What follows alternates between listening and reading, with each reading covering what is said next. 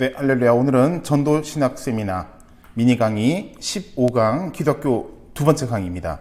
네, 내용 보시면 소제목 예수님의 기도와 성경 인물들의 기도에 대한 내용을 또 함께 오늘 내용부터 살펴보시겠습니다. 예수님께서는 어떻게 기도하셨는지, 그리고 성경 인물들은 어떤 기도의 내용으로 성경 말씀 나타내는지를 보겠습니다.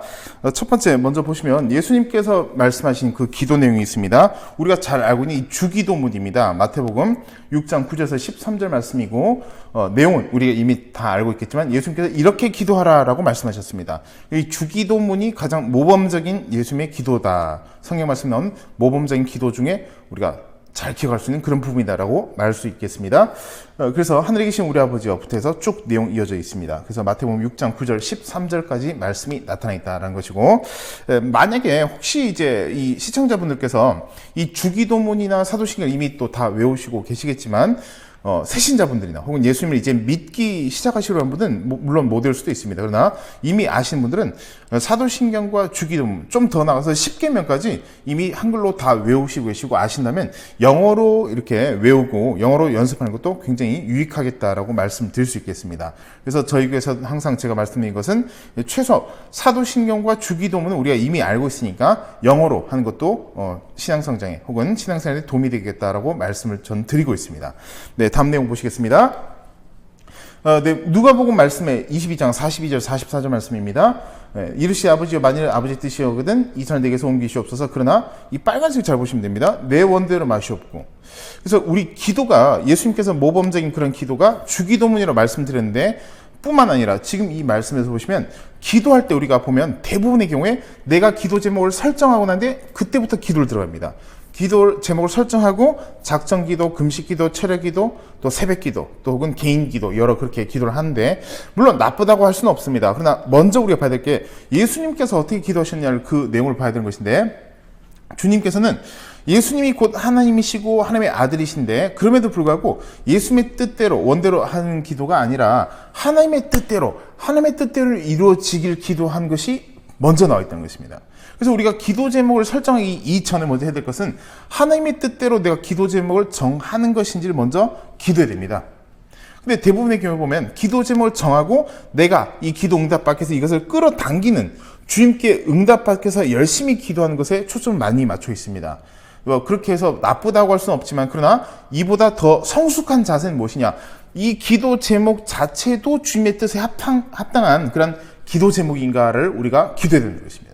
말씀을 통해서 또 성령께서 여러 채널을 통해서 우리에게 깨닫게 해주셔야 된다. 그리고 우리가 기도 제목을 정하는 것이 우리에게 더 좋겠다. 그리고 성숙한 신앙의 자세다라고 말씀드릴 수가 있겠습니다.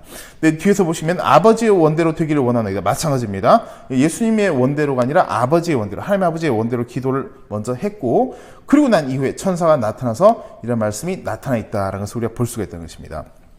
따라서 다시 말씀드린 것은 보시면 우리가 주님의 뜻에 합당한 기도 제목 설정부터가 되어 있는지를 점검해야 되겠다. 내가 기도 제목 정하고 주님 급합니다. 빨리 응답 주실 줄 믿습니다. 물론 그렇게 기도될 경우도 있을 수 있습니다. 그러나 먼저는 주님의 뜻을 알기 위한 기도를 시작한다. 이것을 말씀드린 것이고, 다음 내용 보시겠습니다. 뒤에 보시면 이제 다섯 번째입니다. 어떻게 기도해야 될까라는 내용을 우리가 함께 봐야 되겠습니다. 보시면 난 너를 애굽 땅에서 인도해낸 야훼 내 하나님이니 내 입을 크게 열라 내가 채우리라 하였으나. 시편 81편 10절 말씀, 우리가 잘 알고 있는 그런 구절의 말씀입니다. 이 입을 크게 열라라는 말씀을 제가 적용해서 말씀드리면, 먼저 우리가 봐야 될 것은 하나님께서 입을 채워주시는 분이시다.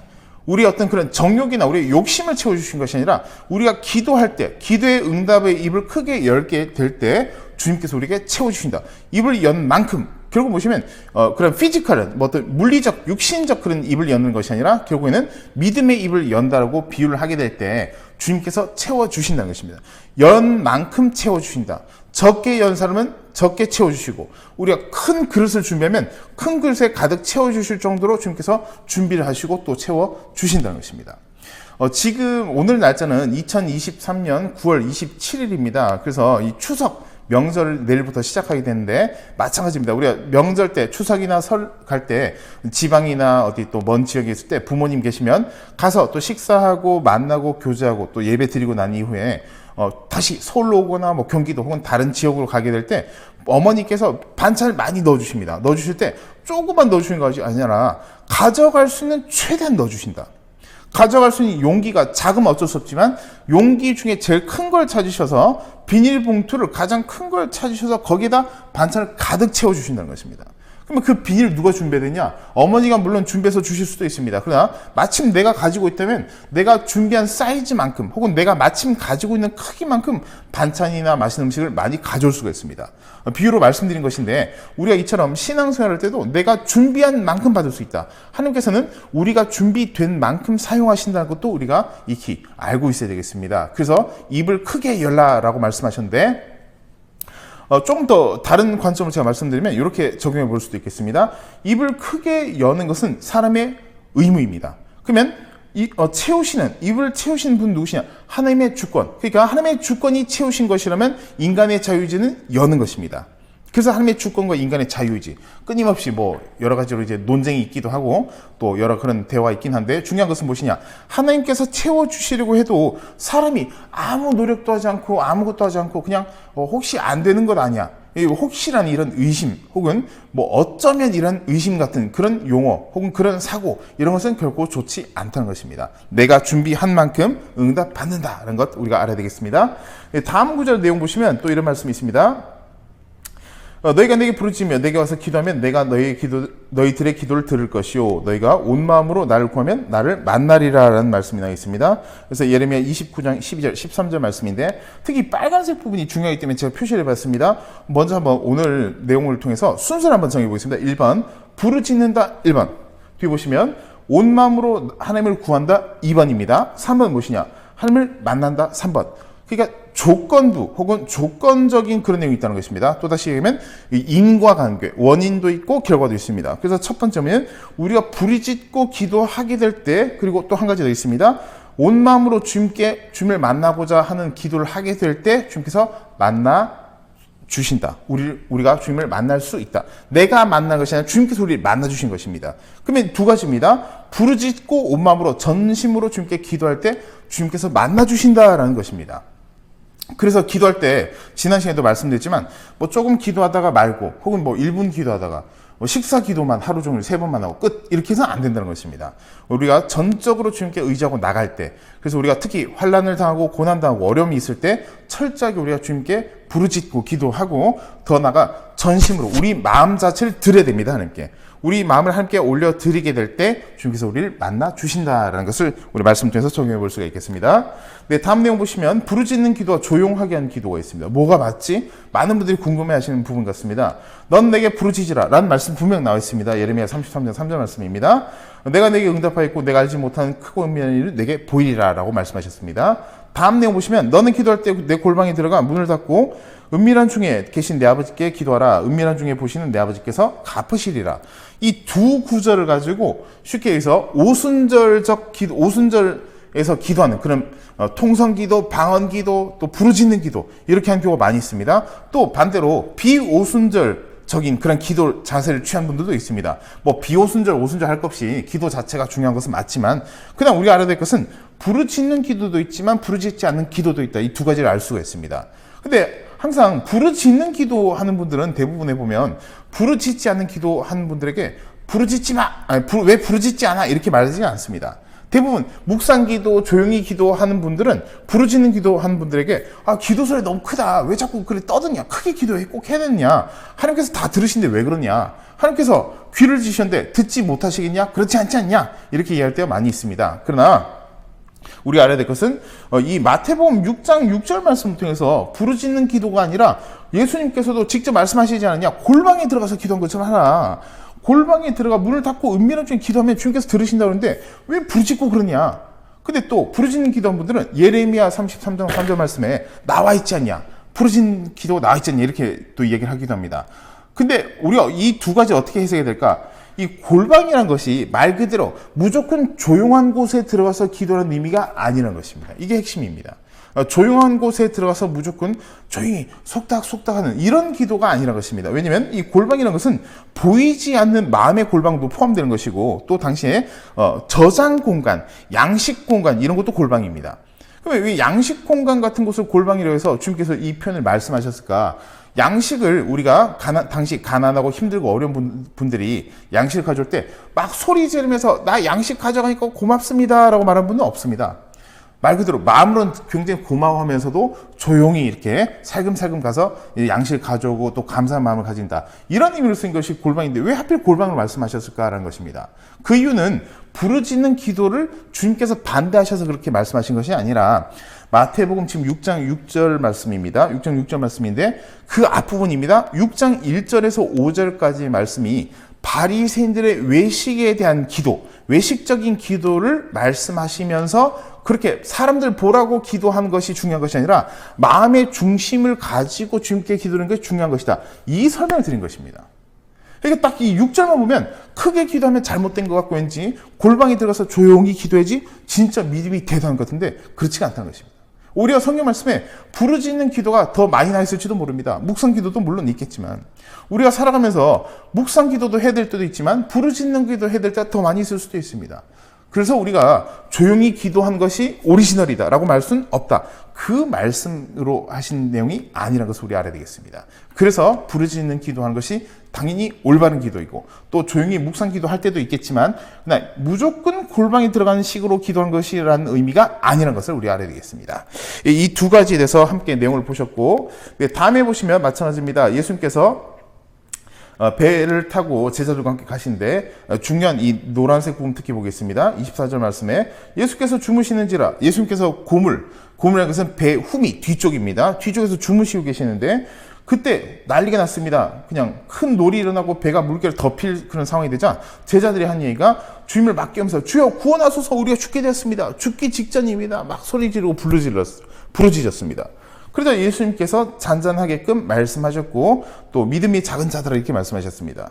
근데 여기서 이제 비유적으로 제가 말씀드리고 싶은 것은 무엇이냐? 제자들이 만약에 예수님께 주님 큰일 났습니다. 배가 넘어지기 직전입니다. 이렇게 기계식으로 혹은 조용히 주님 큰일 났습니다. 배가 넘어지기 직전입니다. 이렇게 말한 것이 아닙니다. 왜?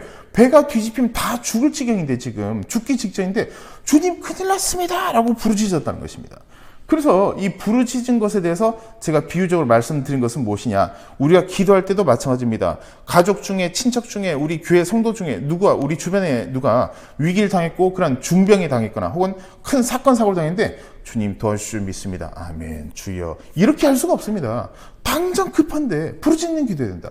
그렇게 가만히 있다가 묵상 기도하듯이 주님 아멘 이렇게 하는데 나중에 그분이 크게 어려움을 당하거나 환난을 했을 때 주님의 뜻이 아니었나 보구나.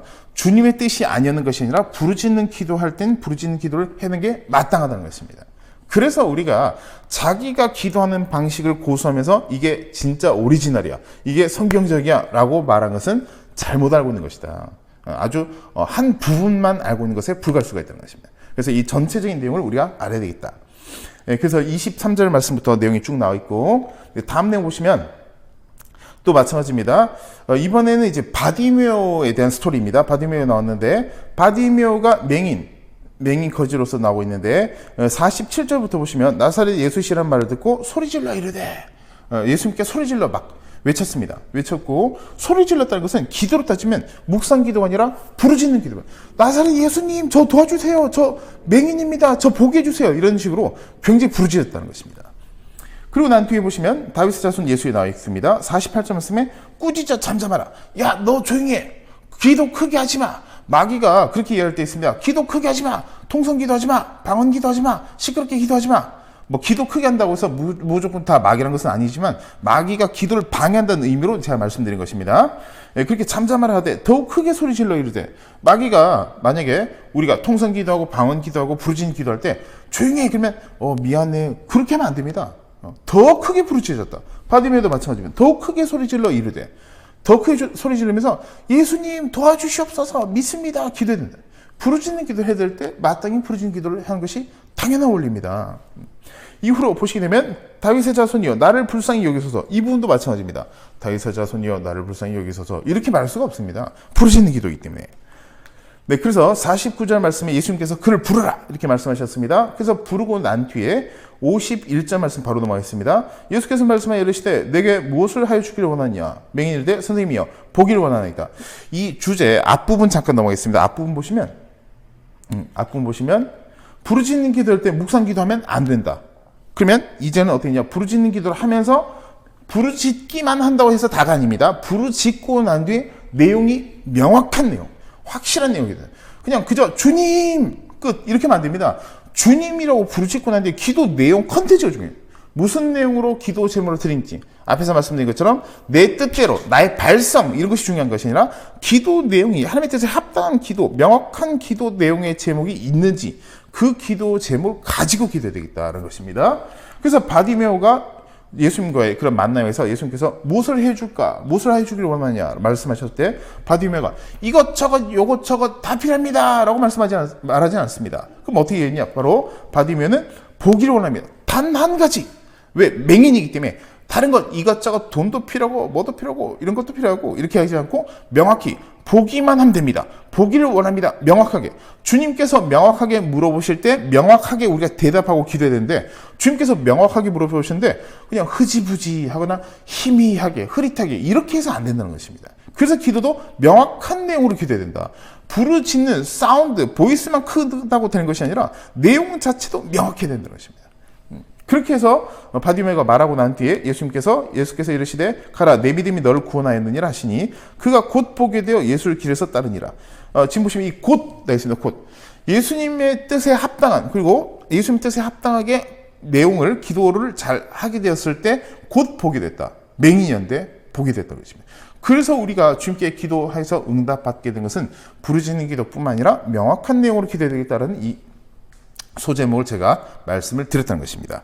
그래서 오늘 기도 학교 내용 또 함께 나누는데 잘 적용하고 평소에 그냥 우리가 늘 하던 식으로 기도하는 것이 중요한 것이 아닙니다. 내가 몇 년간 기도해왔다 이것보다 더 중요한 것은 내가 기도의 방향성을 잘 잡고 정확한 그리고 하나님의 뜻에 합당한 그런 기도를 하고 있는지를 오늘 강의를 통해서 그리고 앞으로의 강의를 통해서 우리가 잘 점검하고 주님께 나가는 그런 자세가 필요하다라고 저는 말씀을 드리고 싶습니다. 그럼 다음 강의는 또 다음 시간대 또 다음에 또 뵙겠습니다. 감사합니다.